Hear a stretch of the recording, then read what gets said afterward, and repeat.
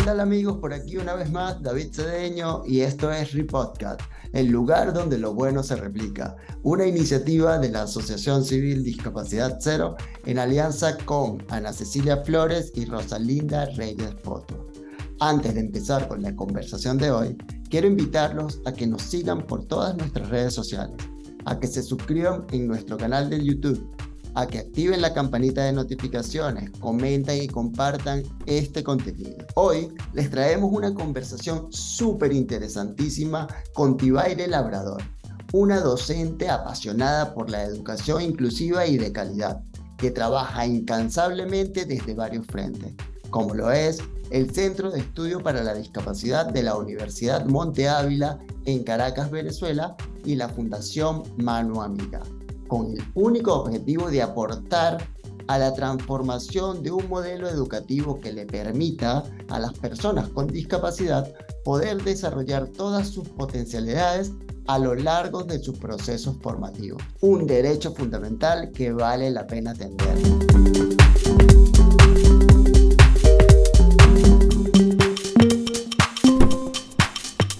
Bienvenida, Tibaire Labrador, a mi podcast. Por fin, Tibaire, por fin. Por fin, Después de David. tanto tiempo. Si no era una cosa, era la otra, pero muchísimas gracias de verdad por Es tomarte el verdad. tiempo y estar con nosotros hoy acá para tener esa conversación que nos tenemos pendientes desde hace tiempísimo. Claro que sí, ¿cómo no voy a estar acompañándolos a ustedes? Un súper beso y un gran abrazo para ti, para Caro, y realmente, bueno, por fin lo logramos y aquí estamos compartiendo este ratito. Es así, es así. Mira, Tibaire, tenemos muchas cosas por contar. Chévere, cuéntame. Sabemos que te la pasas en varios frentes ahí siempre en pie de lucha por todo el tema de la inclusión, derechos humanos de personas con discapacidad, accesibilidad, etcétera. Tienes Ajá, el CEDIS, ¿cierto? Tienes correcto, la Fundación Mano Amiga y correcto. más recientemente la Red Nacional de Personas con Discapacidad en Venezuela. De eso vamos a Así estar es. hablando. ¿Qué te parece si empezamos por el CEDIS y nos cuentas Vale, qué es, cómo nace, qué hacen allí, dónde está vale, ubicado? fantástico. Claro que sí, claro que sí. Bueno, fíjate, el CEDIS, que es la abreviatura, se Ujú. trata del Centro de Estudios para la Discapacidad de la Universidad Monte Ávila.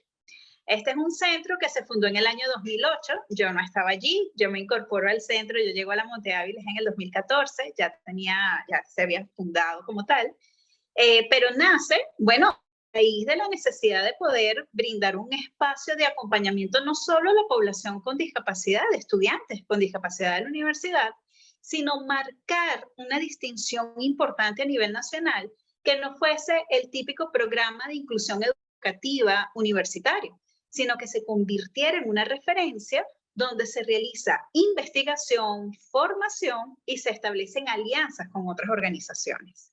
Entonces, fundamentadas en esta idea y, por supuesto, bajo premisas del modelo social de la discapacidad, se comenzaron a desarrollar una serie de actividades. En el área, por ejemplo, de formación, brindamos cursos, los diplomados de carácter presencial o a distancia, hemos tenido diplomados internacionales. En la parte de investigación nos hemos centrado mucho en derechos humanos y discapacidad. Tenemos en el área de extensión una serie de eventos, tenemos el programa de inclusión educativa y la primera unidad de apoyo tiflotecnológico de las universidades privadas en Venezuela. También tenemos esa unidad allí que está a la orden, está al servicio de nuestros estudiantes con discapacidad. Por supuesto que me puedo quedar hablando un rato de cada uno de los Claro, programas y de todo lo que hemos hecho, pero este es como el preámbulo inicial, pues, claro, de sí, el abreboca, el el abreboca. abreboca. Pero sí lo vamos a estar tocando más que todos los que sientas tú que han tenido mayor resultado, que mayor impacto han tenido, sobre Ok, todo a nivel universitario, pero también a nivel de vida estudiantil, entiendo yo, de personas con discapacidad que están dentro de la Monte Ávila y por lo que entiendo, ya están impactando incluso en otras universidades.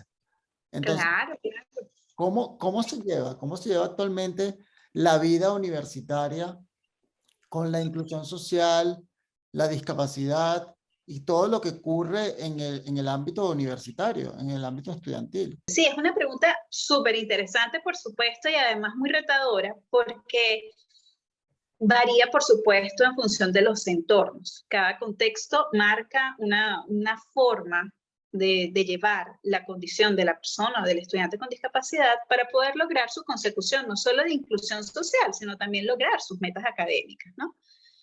¿Por qué hago esa distinción? Porque si bien la Universidad Monte Ávila cuenta con el programa de inclusión educativa, la realidad del estudiante con discapacidad que hace vida en la Universidad Monte Ávila, la verdad es que por lo general cuenta con todo un sistema de apoyo que nos permite articular bien los esfuerzos entre familias, aún estando en la vida universitaria, que lo que nosotros buscamos siempre es la independencia del estudiante, su autonomía en los procesos.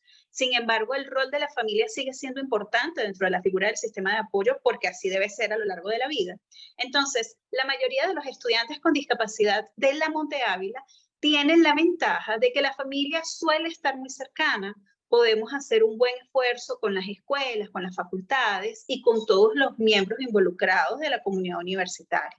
Por supuesto que siempre hay mejoras por establecer, siempre hay entrenamientos nuevos que ofrecer, porque además hay una rotación de profesores. Entonces, bueno, siempre hay cosas que ir atendiendo, sobre todo en función de las necesidades de cada estudiante en particular, ¿no? Para garantizar accesibilidad al currículum, etcétera, etcétera. Ahora bien, a nivel nacional, la realidad es distinta, ¿ok? Porque, como ustedes saben muy bien, dentro de las universidades públicas, una de las grandes dificultades que existen, y también en algunas universidades privadas, debemos mencionarlo, es la falta de acompañamiento y asesoría para garantizar precisamente accesibilidad curricular. Si bien en los tres subsistemas las universidades probablemente no tienen accesibilidad de infraestructura, y eso también lo sabemos, pero especialmente lo que es accesibilidad comunicacional y curricular son las grandes barreras para el estudiante universitario de hoy en Venezuela.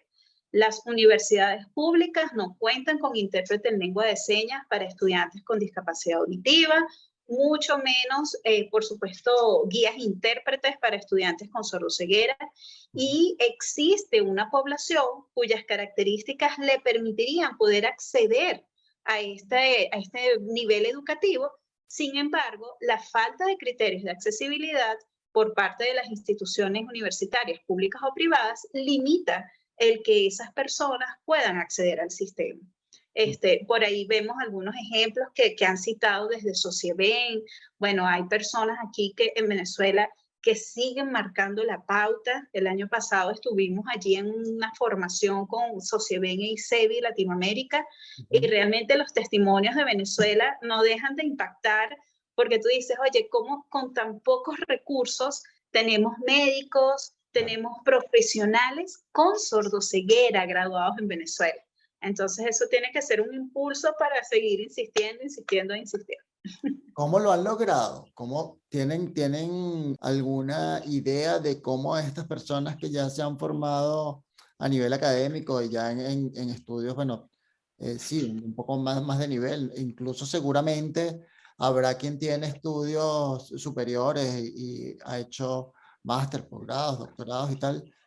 ¿Cómo han hecho para poder llegar hasta allí, cruzando una vida estudiantil con las universidades que tenemos y con las carencias que existen? Si bien hay cosas positivas que seguramente vamos a resaltar también, ¿cómo han hecho para sortear esas barreras que se han venido topando? ¿Qué se ha abordado allí? ¿Lo han identificado? Sí, bueno, en realidad comienzo por la parte positiva siempre, sin lugar a dudas. Bueno, el sentir de esos profesores que realmente tienen esa vocación de servicio, ese ímpetu de que aún sin saber cómo hacer las cosas, buscan ayuda, y de verdad que tienen una mística de trabajo que le permiten al estudiante decir, sí, cuento contigo, vamos a ir adelante y vamos a ver qué tengo que hacer para ayudarte, ¿no? Entonces eso ha sido una variable bien importante. No podemos hablar de si se trata de mayorías o minorías, pero existen los profesores que realmente se ponen al servicio de sus estudiantes para brindarles más accesibilidad. Pero, por supuesto que ahí sí vienen algunas particularidades.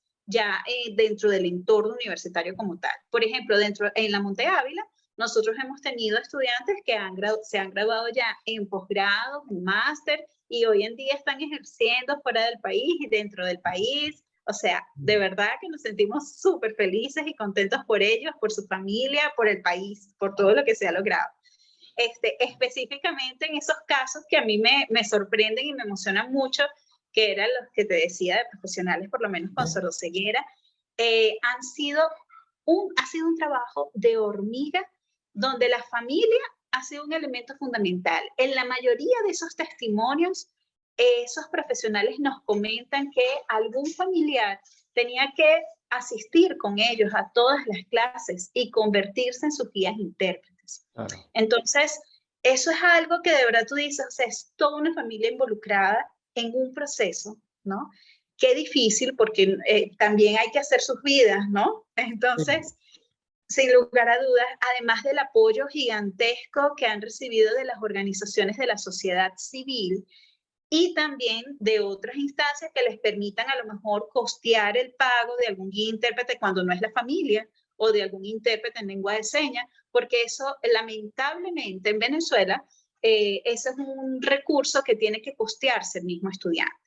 Hemos sabido de casos incluso donde en alguna ocasión una universidad pública le dijo a uno de los estudiantes que no podía seguir llevando al intérprete a su clase porque era como si hubiese dos personas cursando la carrera, ¿no?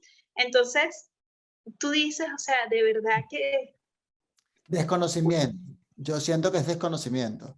Porque de verdad sí creo, y allí te doy la razón de rescatar siempre lo positivo, de que la mayoría de las veces la disposición y la convicción de querer hacer las cosas y de poder ayudar está allí.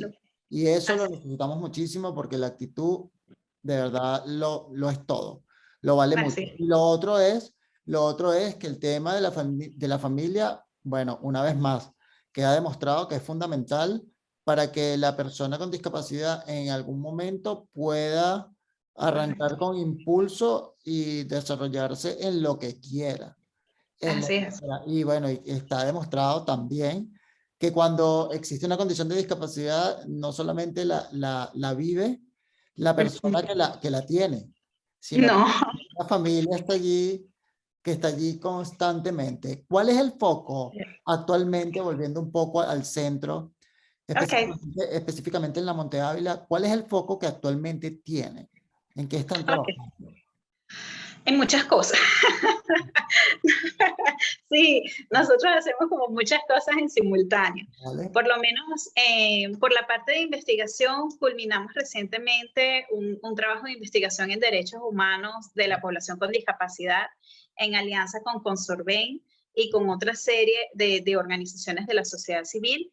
Y bueno, por supuesto que cada experiencia donde además tenemos la posibilidad de tener alguna participación o representación en el exterior, pues resulta muy importante porque te permite visibilizar la situación de Venezuela, te permite comparar, ver cuáles aspectos en común corresponden a una realidad de Latinoamérica, no exclusiva de Venezuela, pero también ver cómo aquí pudiéramos avanzar en muchos otros aspectos. Bueno, si seguimos articulando todas las organizaciones de la sociedad civil, pero también si seguimos empujando un poquito esa solicitud de establecer políticas públicas que beneficien a la población con discapacidad, ¿no? Entonces, es fundamental, y allí hemos hecho también, en el año 2019 nos dedicamos un rato también a propuestas para las políticas públicas, o sea que siempre por la parte de investigación hemos estado mucho en esa materia, ¿no? De los derechos humanos. Que te interrumpa aquí un paréntesis sobre esto, sobre el tema de las políticas públicas y el trabajo que vienen realizando, porque sí sé que he tenido referencia de que lo vienen haciendo y que lo vienen trabajando y de paso muy bien. ¿Qué ha pasado? ¿Qué ha pasado con esas propuestas? ¿Qué ha pasado con ese trabajo? ¿Hay alguna disposición de poder, de algún modo, ya hablando de los entes encargados de poder ejecutar con ese poder, entre comillas, viéndolo del lado bueno, del lado positivo del poder? este tipo de políticas públicas, esta implementación, ¿cuál ha sido la receptividad? Bueno, de parte del Estado, en algún momento se enviaron algunas cartas, eso figura en algunos informes de parte de Consorben. En alianza con ellos se enviaron algunas cartas solicitando espacios para conversar, para preguntar datos estadísticos que en Venezuela no hay, poder acceder a cierta información que no está publicada en los canales oficiales, pero no nos dieron alguna convocatoria para poder reunirnos, ¿no?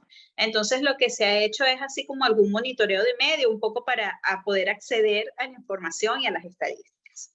Por otra parte, bueno, quienes ejercen las políticas alternativas, por decirlo así, ante un escenario distinto a quienes ejercen hoy el poder, pues siempre se han mostrado muy receptivos, pero realmente al no tener cabida real en el ejercicio para la toma de decisiones, pues queda solo en la voluntad y en el chévere, vamos a hacerlo tal, pero hasta allí. Entonces, por eso parte de nuestro enfoque como que ha cambiado un poco en fortalecer a las organizaciones de la sociedad civil, o bueno, formar parte de todo lo que implica, porque esto no ha sido, exacto, esto no ha sido un trabajo del centro de estudio exclusivo, sino que hemos participado en proyectos donde lo que se busca es fortalecer a las organizaciones de la sociedad civil, bueno, para montarnos en los patines, como yo siempre digo, y en vista de no tener respuesta por parte de políticas públicas, pues ver de qué manera podemos ir construyendo escenarios más inclusivos. Se podría decir entonces que todavía el trabajo que deberían estar haciendo los entes oficiales en pro de ejecutar estas acciones, todavía seguimos las organizaciones abarcando gran parte de ese trabajo. Yo creo que esto tiene que ser un llamado, primero, para las organizaciones del Estado y oficiales que tienen esa responsabilidad a cargo, oye, que vean que sí hay organizaciones serias que están trabajando, que son muchas, que de alguna u otra manera cada vez siento yo que se vienen uniendo un poco más, o al menos está esa intención. Así es, ¿no? Y al final además, trabajar en conjunto, ¿no? Total, y eso, que además estamos totalmente en orden para sentarnos, para seguir planteando alternativas, o sea, nunca nos hemos cerrado a la posibilidad de poder hacer un trabajo en conjunto, realmente. Bueno, Hemos pero estado nada, allí como muy atentos. llegará, hay que seguir, el que persevera vence. Sí. Bueno, míranos a nosotros, que estamos hablando por fin hoy, aquí. Bravo, viste, porque insistimos. Volviendo al foco, y bueno, ya me dijiste que el tema de investigación, ya me dijiste que el tema con el trabajo, exactamente, que es súper interesante. Súper, porque ahí también nos enfocamos mucho, por lo menos ahorita estamos en pleno desarrollo de 2 diplomados, que es el diplomado en autismo, trastorno del espectro autista, que es como uno de los grandes consentidos de la casa, porque ya vamos por la cohorte número 14, o sea, imagínate cuántas ediciones hemos hecho. Ese tiene mucha receptividad, porque primero todos nuestros programas de formación siempre tienen una institución aliada, que son los especialistas en el área. En el caso, por ejemplo, del diplomado en autismo, tenemos como aliados autismo en voz alta. Entonces, allí además damos cabida, es una formación que se le brinda a las familias y tenemos a madres, tenemos abuelas, tenemos tías, tenemos familiares de personas con autismo que quieren aprender sobre el abordaje de la persona.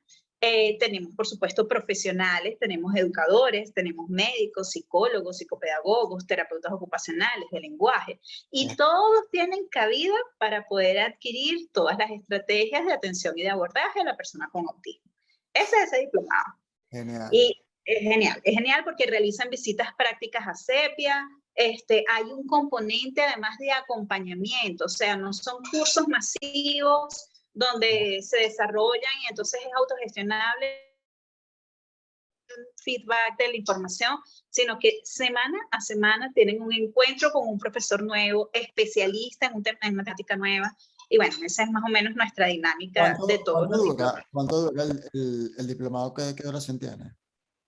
Por lo general duran entre 15 y 17 semanas cada uno de los diplomados. Depende un poco de la malla curricular de cada uno de los diseños. ¿Y de cada cohorte cuántas personas salen formadas?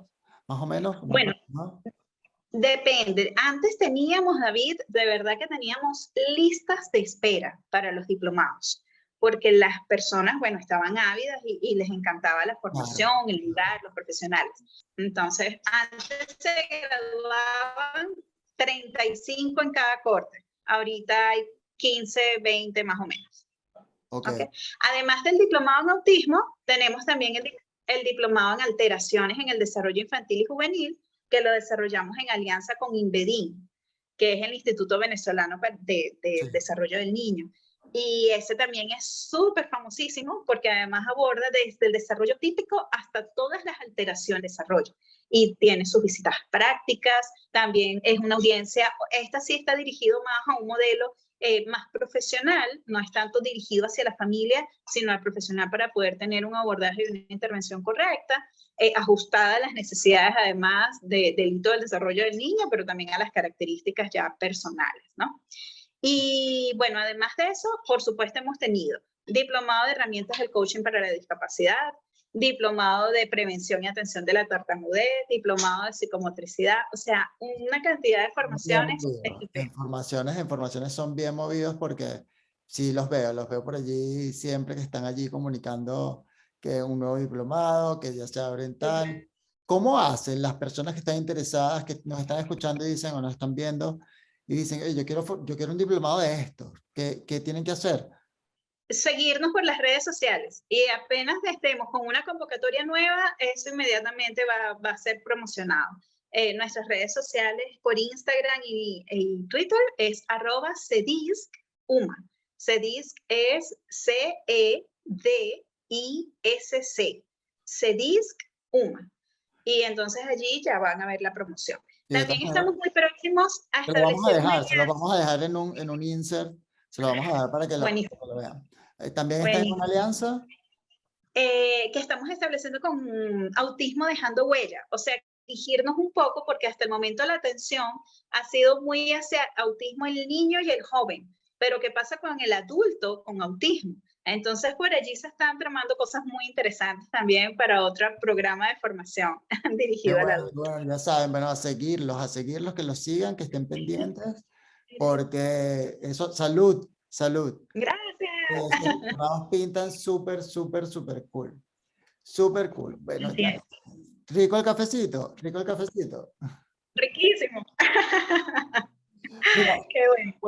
Cuéntame un poquito sobre las alianzas que tienen con otras universidades, porque entiendo que están abarcando distintas organizaciones que representan a la comunidad de personas con discapacidad, independientemente de la condición de discapacidad, pero también están haciendo algún tipo de alianza con otra universidad que pueda replicar el trabajo que ya vienen haciendo. Sí, siempre hemos hecho actividades de esta naturaleza. En alguna ocasión, eso entra por lo menos dentro de las actividades de extensión. En algunas ocasiones la hacemos como la figura del centro de estudios o en otras también nos invitan a nosotras como profesoras, pero siempre estamos, dependiendo de la naturaleza de la invitación y de lo que nos soliciten, siempre estamos el equipo del CEDISC totalmente a la orden para estas alianzas interuniversitarias.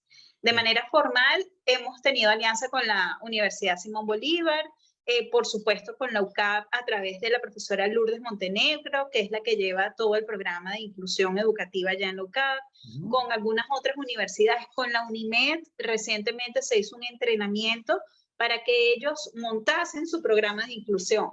Entonces, eso ha sido súper positivo. Y ahorita, justo en estas semanas, estamos promocionando, pero ya cerró la convocatoria, a un curso en diseño universal para el aprendizaje. Y esto sí es un trabajo como más independiente desde la fundación, en una alianza con la UCAP, para poder brindarle un espacio de formación.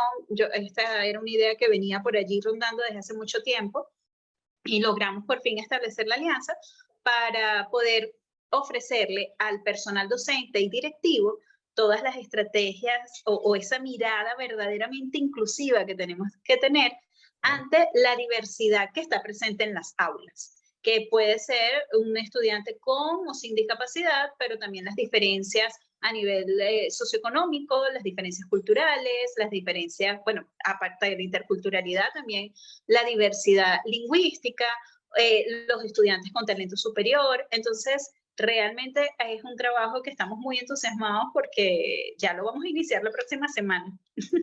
Qué genial, qué genial. Mira, hablando de que mencionas ya a los estudiantes con discapacidad, ¿tienes alguna idea de cuántos estudiantes con discapacidad se gradúan anualmente en la universidad, en este caso en la Monte Ávila? Sí, hemos tenido variedad, por lo menos hubo un año antes. Y eso era mucho, y esos actos de grado, nosotros vamos a todos los actos de grado, además. Te perdí el número se entrecortó, ¿me lo repites? Tres estudiantes por año. Entonces, eso era muchísimo, porque lograr que 3 estudiantes por año se gradúen, Claro. tenías una consecución importante. Ahorita con el tema de la pandemia, se nos retiraron algunos estudiantes con discapacidad. Bueno, sabes que la deserción fue una de las grandes consecuencias de este sistema, o bueno, de esta situación mundial. Entonces, claro, el año pasado no tuvimos estudiantes con discapacidad que se graduasen, pero para este año tenemos a un estudiante en 5º año, o sea, que espera en el último semestre. Esperamos por lo menos celebrar. Eso se graduó. Se graduó porque sí. ¿Qué deben hacer? ¿Qué deben hacer, Tibaire, las universidades en Venezuela para estimular que la población estudiantil con discapacidad sea cada vez mayor? Mira, yo siempre recordaré a una persona muy especial en Venezuela, que tú sabes muy bien quién es, el profesor Juan Cuyaba. Claro.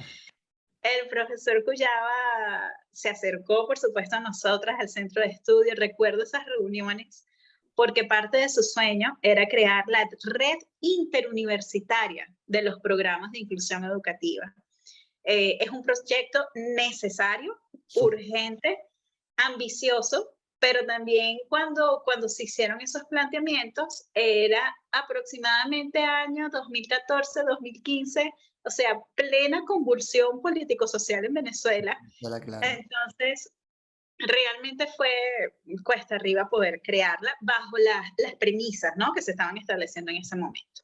Pero yo pienso que una de las primeras acciones que tendríamos que hacer podría ser precisamente crear universitaria, establecer encuentros por lo menos anuales. Ahora pueden ser a distancia perfectamente, aunque en ese momento yo lo propuse, solo que como mi parte es tecnologías educativas y toda la educación a distancia, yo lo propuse así, pero no les gustó en ese entonces mucho la idea de la distancia. Bueno, mira que el mundo cambió ya con el tema de la El mundo pandemia. cambió. Con el tema de la pandemia, ya venía cambiando un poco, pero con el tema de la pandemia, lo digital y lo online, no hay que dejarlo a un lado, no hay que mirarlo con malos. Así es, así es.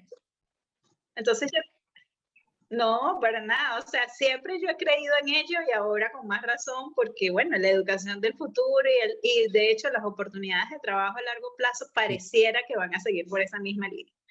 Así es que tenemos que seguir desarrollando competencias digitales. Pero bueno, en lo que me preguntabas, creo que lo primero es eso, ¿no? Crear esa red interuniversitaria y ver cuáles son las prioridades, definir qué necesidades tenemos como universidades. Y por supuesto, una de las primeras necesidades siempre van a salir, que es la formación y sobre todo qué acciones, qué planes de acciones podríamos ejecutar para desarrollar cultura inclusiva en las universidades. Porque son cosas diferentes. Una cosa es la formación que se requiere para generar espacios y entornos accesibles, accesibilidad de física, accesibilidad comunicacional, accesibilidad curricular, pero además, ¿cómo hacemos para cambiar esas prácticas y esas culturas, ¿no? Entonces, eso desde mi perspectiva, yo aquí creo que serían como 2 necesidades muy apremiantes en todos los entornos universitarios, ¿no? Entiendo, pero eso tiene un trabajo por detrás que, o sea, es un proyectazo, es, como tú lo dices, ambicioso. Es ambicioso. Y la pregunta está, ¿existe realmente el apoyo suficiente para materializar todas estas acciones? ¿Reciben el apoyo? Yo creo Hablando que de financiero, porque vamos a estar claros, se necesita, obviamente. Claro, es Necesita que otra. necesitas, para que esto se materialice, tú necesitas tú y una persona, un equipo que se encargue de armar esa red, porque eso es todo un trabajo, ¿no? Fíjate que dentro del proyecto que nosotros recibimos formación en el área de derechos humanos, en el área de fortalecimiento de los espacios cívicos y todo lo demás, se nos explicaba, dentro de tantas cosas que tuvimos oportunidad allí de aprender, de las diferencias entre las coaliciones, las alianzas y las redes. Si bien es cierto que la naturaleza de las redes tiene que ser una estructura mucho más horizontal, donde a veces incluso no hay ninguna jerarquía de palabra, alguien que dirija, que coordine, Claro. etcétera, etcétera. Nosotros nos hemos dado cuenta también en el ejercicio de algunas organizaciones, como que en la conversación cotidiana, que hace falta esa figura del coordinador, como para definir un poco, para poder acompañar, porque si no quedan como ideas sueltas, ¿sabes? Entonces, para poder articular los esfuerzos y fijar algunos objetivos y todo lo que sea necesario para alcanzar esos objetivos, se necesita un equipo de trabajo que tenga un financiamiento y que sencillamente esa sea su responsabilidad, ¿no? Entonces, creo que eso ha sido en parte lo que ha limitado un poco la creación de esta red universitaria, porque todos nosotros estamos preñados de las mejores intenciones, pero claro, a la hora de la verdad tenemos un conjunto de trabajo que ya nos arropa y asumir por pura voluntad, por decir así, la creación de una red de esta naturaleza, pues es fuerte, pues, Muy es una fuerte, decisión muy fuerte.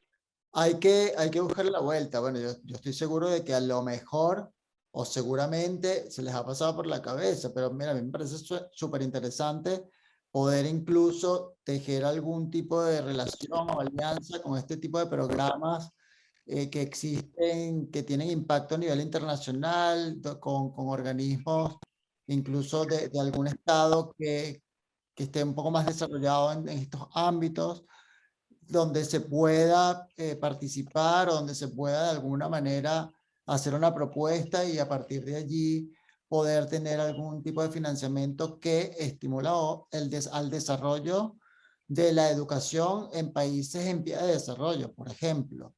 Es así, es O así. el llamado a los inversionistas. Si yo fuese inversionista, seguramente, Y yo también, siempre por digo eso. supuesto, estuviera invirtiendo en educación. Qué mejor que Yo eso, siempre ¿no? digo eso. No, y me Si hay parece alguno, si hay alguno por acá que de que nos está casualidad escuchando. nos está escuchando, ya saben, ya saben. Estamos totalmente a la orden, en serio. Les Objetivo montamos unos proyectos maravillosos, porque miren, genial. ideas es lo que tenemos, o sea, proyectos los tenemos aquí montados en papel ya, en la computadora, en digital, donde quieran. De verdad que necesidades hay muchas, han sido muchos años detectando cuáles son esas necesidades en los distintos entornos. Entonces, bueno, proyectos siempre hay por allí. Y sí, como tú dices, en efecto, se nos ha pasado, por supuesto, la opción de optar por estas convocatorias. Claro, por el lado ya específicamente del centro de estudios, el centro de estudios, al estar circunscrito a una universidad, tiene que cumplir una serie de asuntos burocráticos, que sea un proyecto que realmente le genere, por ejemplo, algún beneficio además de la proyección a la universidad. O sea, es sostenibilidad también, ¿no? Sí, claro. Entonces, al final, cuando hemos presentado algunas convocatorias, por ejemplo, en algún momento ganamos con la Embajada Británica Ujú.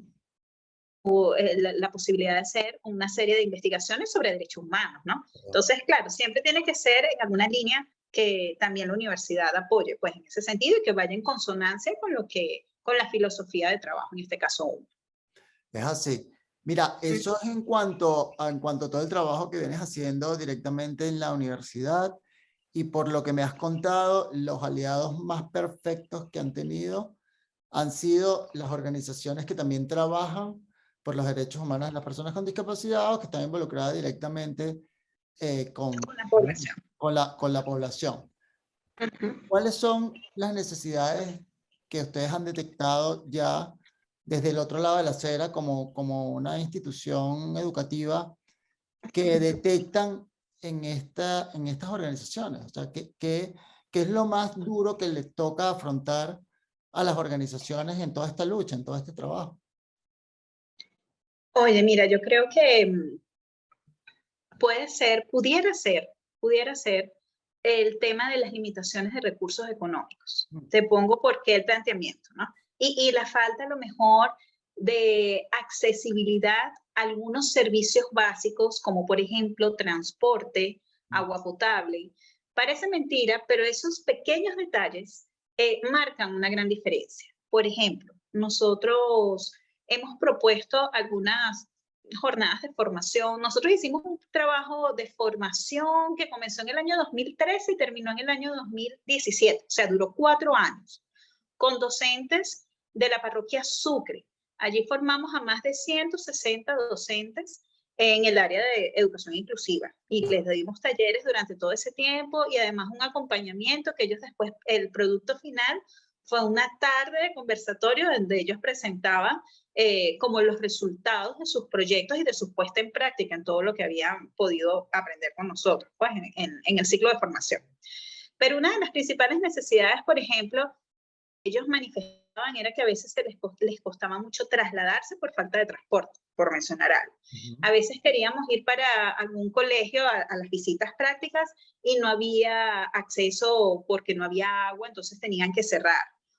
Ese tipo de sutilezas que pareciera que, bueno, pero ¿por qué se va a parar? Al principio no lo entiende, pero cuando comienzas a entender la dinámica, es realmente muy dificultoso a veces para algunos entornos el poder terminar un ciclo de formación por estas variables. Entonces priorizan el que tienen que ir a buscar la bolsa de alimento, el que hasta esta hora ya no me puedo ir porque la camionetica para donde yo vivo es hasta las 3. Esas cosas yo creo que son importantes. Si nosotros tuviésemos un financiamiento mucho más óptimo, por ejemplo, podríamos tener o cubrir la necesidad del transporte, pudiéramos cubrir, por ejemplo, hay otra realidad. Cuando las formaciones duran todo el día, se supone que la formación podría cubrir el almuerzo de ese personal docente, que tú sabes además que es un personal docente que ya está bajo ciertas condiciones económicas muy adversas y además también tú tienes un componente emocional que necesitas motivar, porque sin motivación no hay aprendizaje y por supuesto no hay cambios de paradigma. Pero no tienes recursos económicos y no le puedes brindar el almuerzo. Entonces, terminas montando una formación de solo 3 horas, 4 horas porque no puedes ofrecerle la comida aunque quieras. Entonces, fíjate, hay cuestiones que parecen mentira, pero porque mira, los facilitadores los tenemos. De verdad que nosotros tenemos alianza con aproximadamente 35 organizaciones de la sociedad civil a nivel nacional. Entonces, si vamos a hacer formación en discapacidad motora, te la tengo empezando por ti. Tenemos el facilitador. Si vamos a hacer en discapacidad visual, lo tenemos en cualquiera de las áreas.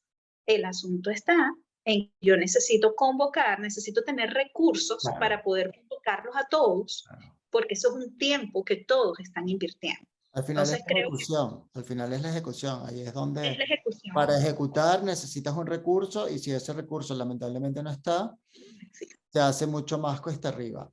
En este caso me hablas de las personas que de alguna manera están siendo formadas desde los distintos programas que abordan en la universidad.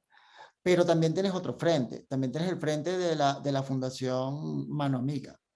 Correcto. Desde la Fundación Mano Amiga, ¿cuáles son esas necesidades entonces que detectan ya de la población con discapacidad en sí, no? Sí, bueno, fíjate, depende, porque la fundación tiene 2 programas. Se divide en programas sociales y en programas educativos. Entonces, nosotros desarrollamos algunas actividades, por ejemplo, que tienen que ver con programa social y las actividades que ejecutamos desde los programas sociales, por supuesto, atienden también a población con discapacidad, porque lo hacemos en casas hogares, o los hacemos en hospitales, o los hacemos en comunidades, o lo hacemos con personas en situación de calle. Entonces, cuando estás en esa actividad, tienes que garantizar algunas condiciones de accesibilidad para poder ofrecer la atención que vayas a ofrecer. Ahí hemos hecho jornadas médico-asistenciales, bueno, tenemos varias actividades muy variadas. En estos últimos años nos hemos enfocado un poco hacia los programas educativos educativos. ¿Pero por qué? Aquí sí, con una óptica distinta a la de la universidad, porque nosotros desde la fundación lo que hacemos son consultorías y acompañamiento. Los colegios nos contactan y nos dicen, mira, yo quiero que mi personal aprenda a trabajar con y a recibir, atender a estudiantes con discapacidad. Pero no es un taller, no es un diplomado, es un acompañamiento, es una consultoría. Entonces se hace todo un proceso donde le damos el taller, le damos la formación, pero también hacemos mesas de trabajo y nos sentamos con ellos, les enseñamos a hacer un diagnóstico y una caracterización del aula y a partir del diseño universal para el aprendizaje, establecer nuevos paradigmas para planificaciones y evaluaciones que realmente atiendan las necesidades de todo el grupo. Entonces, fíjate que la dimensión es mucho más amplia, pero claro, al final también estamos en contacto directo con los estudiantes con discapacidad que pudieran estar allí. Claro. En estos últimos años, sí, por supuesto, durante el tiempo de pandemia, pues para ser más precisa, nos enfocamos muchísimo fue en la formación de competencias digitales para los docentes, porque claro, como mi área es más tecnologías educativas inicialmente, claro.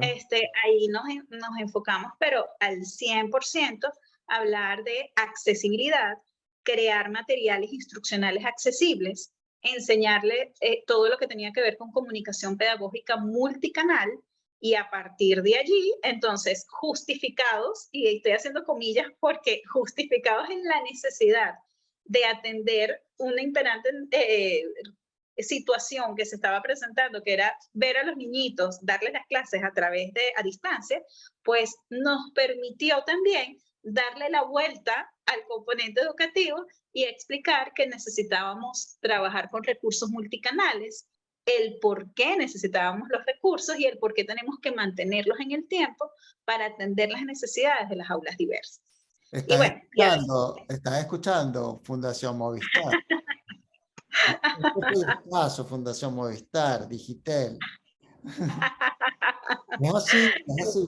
Y además que es es un medio y es una oportunidad, o sea, es un canal que te brinda mil y una oportunidades. El aspecto tecnológico y más que todo la formación y educación tecnológica, ya yo no lo llamo futuro. O sea, eso ya es presente. Ya es presente, ya es presente. Ya es presente. Resultados de este trabajo dentro de la Fundación Mano Amiga. Bueno, resultado ha sido, por ejemplo, te lo cuento ahorita con esta alianza que acabamos de hacer con la UCAP para poder montar la formación en diseño universal para el aprendizaje. Nos sorprendió gratamente que como esta es una prueba piloto, es una primera cohorte que estamos sacando, oye, porque así como que establecimos la alianza, no esperemos más nada, ya después buscaremos, bueno, estas cosas también son muy de las que nosotros hacemos, que cualquier empresario nos diría, no sigan haciendo eso, pero ¿qué hacemos si es por puro amor? Claro. Mira, hacemos la alianza, no tenemos financiamiento, no, todavía no, pero vamos a montarlo, no importa, y vemos quiénes llegan. Y entonces, así estamos arrancando ahorita. Es que esa mentalidad de los empresarios tiene que cambiar, porque estamos en un tiempo donde quien no es socialmente responsable y no cumple sus objetivos de desarrollo sostenible y no echa mano de la responsabilidad social corporativa, etcétera, está penando. Va a perecer también, es así, es así. Exactamente. Bueno, entonces empezamos la convocatoria la semana pasada, iniciando la Semana Santa incluso, y bueno, resultado de todo el trabajo que hicimos con la Fundación en estos 2 últimos años, en una semana tenemos ya 90 personas inscritas en el curso, que más bien sobrepasó la plaza que teníamos para el curso, ¿no? Entonces, eso es muy valioso porque quiere decir que hemos ido sembrando lo que queremos en un grupo importante de colegios, de docentes, y por supuesto se ha logrado despertar esa inquietud, no solamente de mantenerte en la actualización profesional, sino en crear equipo con la familia, en conocer al estudiante con discapacidad, en darte cuenta cómo el compañero de clase puede ser un tutor para ese niñito y tú te alivianas un poco de tarea cuando cambias el paradigma. Entonces, creo que sí, ha sido bastante favorable el ver cómo se han tejido algunas redes y empezamos a recoger eso. Y yo creo que enriquecedor muchísimo precisamente por lo que estás diciendo, porque cuando tejes una red, los actores son muy diversos y con Así la es. educación puedes abordar, o sea, imagínate Todo, la diversidad de segmentos o la diversidad de nichos o total. como lo quieras llamar. Y ahora sí ya entiendo porque has venido estando involucrada en esto maravilloso que están haciendo que se llama la Red Nacional de Discapacidad, de Personas con Discapacidad. Correcto. Objetivo, sé que vienen cosas chéveres, sé que se están engranando por allí, pero ¿de dónde nace? O sea, ¿cómo surge esta idea? Esto viene producto de un proyecto que se llama ESERE, donde nosotras inicialmente como equipo del Centro de Estudios para la Discapacidad, además que ocurre algo bien particular, todas las que conformamos parte del equipo del Centro de Estudios para la Discapacidad tenemos distintos frentes. Yo creo que ha sido por esa voluntad de querer ponernos siempre al servicio y además adaptándonos a las necesidades, ¿no?, de esa población. Cuando es algo que requiere la formalidad universitaria y que tenga además una certificación, un aval, lo hacemos todo desde el Centro de Estudios para la Discapacidad de la universidad. Bueno, Pero cuando son formaciones, acompañamiento, cosas más cercanas que no requieren a lo mejor la formalidad, sino esa atención más tú a tú con la persona, entonces a veces actuamos desde los frentes de las fundaciones. La profesora Silvia, que es directora también del centro de estudio, ella tiene una fundación que se llama Fundafib. La profesora Selene tiene una fundación que se llama Soy Parte del Mundo, que ahorita no está muy operativa, pero igual está. Y por mi parte tengo Fundación Mano Amiga. Entonces, nosotras participamos en el proyecto ESERE, no solamente como centro de estudios para la discapacidad, sino cada una representando a nuestras fundaciones. Eso nos permitió conocer y además invitar a nuestros aliados de la sociedad civil y allí empezar a ver estas necesidades de establecer canales de comunicación que siempre han estado, pero es cómo hacerlo posible, ¿no? Entonces el proyecto de SER se trataba precisamente de formarnos en cómo tejer, en cómo articular los esfuerzos, en cuál es el paso a paso para poderlo hacer. Entonces tenías que tener una visión en común, establecer un objetivo. Bueno, en realidad también lo lógico a una formulación de un proyecto, ¿no? Exacto. Y después que finalizamos el proyecto, parte del resultado fue el que había que, bueno, en vista de la necesidad, en vista además de que nosotros como centro de estudios éramos los que conocíamos a muchas de las organizaciones, se nos preguntó si podíamos colaborar en la creación de la red, pero bajo esa naturaleza de que nosotras no somos coordinadoras de la red, claro. o nosotros no somos la cabecilla de la red en lo absoluto. O sea, es una estructura completamente horizontal donde todos aportamos bajo las mismas premisas. Claro está, un poco lo que conversábamos antes, ¿no? Hay unos administradores en el grupo y tal, pero es solo una figura de administrador, no hay Claro. ninguna responsabilidad adicional. Claro. Pero claro, también el estar trabajando tanto tiempo en este área, entonces se va tejiendo como la red. Oye, Tibaira, supe que están haciendo una red, sí, cómo no, y los vamos. Entonces, así más o menos como nace, tuvimos unos 4 encuentros, un poco para delinear acciones, cuál iba a ser nuestra misión, cuál iba a ser un poco la visión, cuál era exacto, los objetivos en común, y ahora ya está como abierta a la convocatoria a cualquier persona. ¿Quiénes integran la red? Por ejemplo, personas con discapacidad, organizaciones creadas por la persona con discapacidad o que trabajen en beneficio de la población con discapacidad, padres y madres, pero que tengan alguna representación, o sea, que su trabajo tenga un valor a una comunidad, que realmente, oye, sea un activista, por decirlo de alguna manera, ¿ok? Porque ¿qué es lo que se quiere con la red? Articular esfuerzos otra vez, fortalecer a la sociedad civil para que cuando en algún momento nos quieran escuchar para la formulación de políticas públicas, entonces ahí ya tengamos a la gente que quiera participar. Por ejemplo, todos los miembros de la red pueden proponer alianzas abiertamente, oye, me gustaría hacer un trabajo con fulanito, se contactan, se ponen de acuerdo, conocemos qué están haciendo las otras organizaciones, porque esa era una de las grandes debilidades, que no sabíamos qué estaba haciendo la Fundación de Táchira, la Fundación de Zulia, la Fundación de Guárico. Ahora, gracias a esa red, tenemos la posibilidad de compartir información, de preguntar quién está trabajando con tal necesidad en el estado Amazonas. Entonces, así siempre vamos teniendo referencia. Y bueno, hasta el momento va chévere.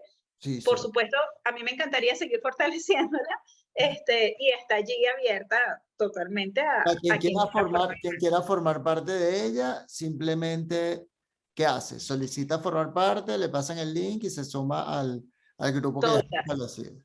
total. ¿No se Me ha lo avisa pensado, cualquier. no se ha pensado en tener de repente algún hub, una página web o un fanpage o algo que realmente, o quizás un grupo, incluso también en Facebook o algo que Sí, sí, sí. donde puedan alojarse y quedar documentado Ujú. públicamente todo lo que allí sucede? Sí, totalmente. De hecho, hay un grupo solo en Google para poder compartir información a través de correos electrónicos, pero no están todos incorporados porque ese trabajo quedó allí cuando empezamos a hacer la red. Ujú. Hay que meter a todos los que se han ido Claro, incorporando claro. a lo largo del tiempo. Pero ideas y proyectos están allí. Hablamos de crear un logo, todavía no se ha terminado de crear el logo. Hablamos de crearle un lema, de crear una cuenta en Instagram, de crear una página web, pero era un poco lo que conversábamos. Claro, ¿Quién lo porque hace? ¿quién lo hace? ¿Quién lo hace?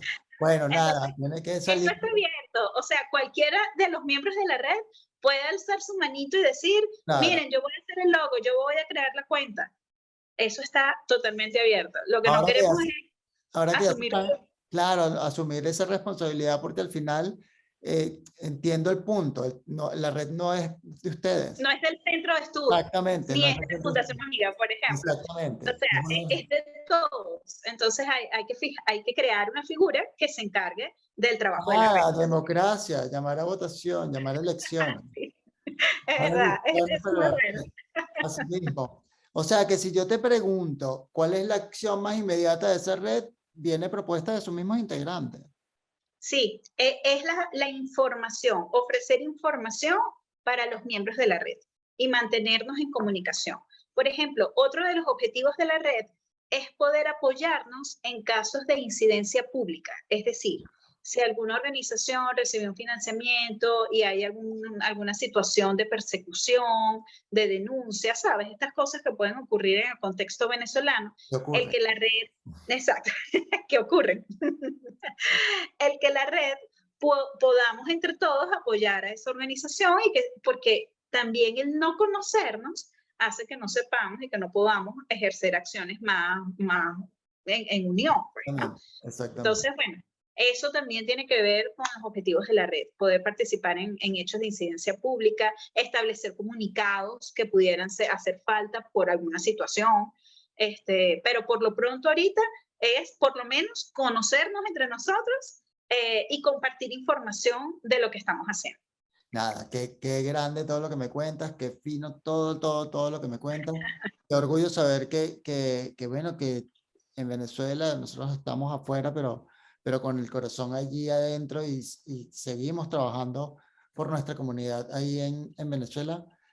Qué Así es. bueno que no hemos parado, qué bueno que hemos seguido, qué bueno que cada vez somos más, qué bueno que cada vez se conoce de más personas que están aportando y trabajando con cosas maravillosas, que ya no son únicamente las mismas organizaciones que constantemente escuchábamos nombrar, sino que hay un montón de planes de acción, de proyectos que se están ejecutando a lo largo, ancho del país, a lo largo y Del ancho. país.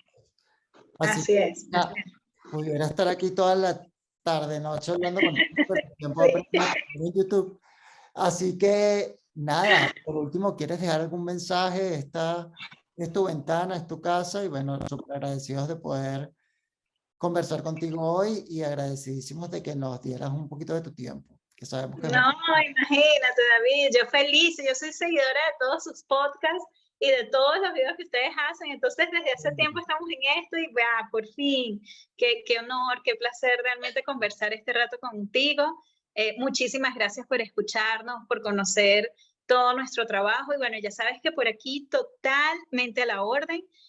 Bueno, como te digo, proyectos hay por montones, o sea que lo que tenemos es que seguir siempre en este espacio de intercambio, de comunicación, de ver cómo seguimos construyendo y reconstruyendo nuestro país. Es así. Y bueno, nada, por aquí siempre, siempre a la orden.